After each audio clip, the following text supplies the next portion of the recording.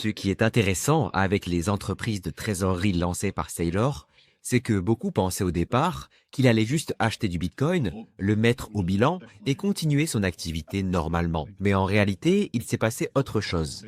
Une fois lancé, il a voulu acheter encore plus de Bitcoin, puis encore plus et encore plus. Ils ont continué sans s'arrêter, parce qu'ils accumulaient du Bitcoin suffisamment vite pour que le marché considère que cette stratégie valait plus que la simple valeur des Bitcoins détenus. C'est un mécanisme qui est difficile à comprendre au premier abord, mais c'est très efficace, parce qu'elles empruntent à faible coût et sur le long terme pour acheter du Bitcoin. Ça crée une prime de marché sur l'action.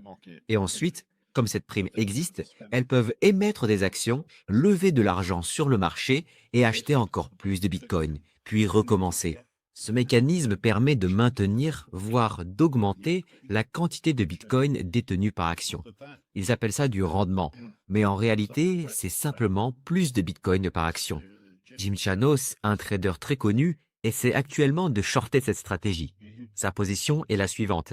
Il est long sur Bitcoin, mais short la prime de ses entreprises. Cela pose alors la question, qu'est-ce qui vient en premier? Le rendement parce qu'il y a une prime ou la prime parce qu'il y a du rendement? La vérité, c'est que c'est un peu les deux.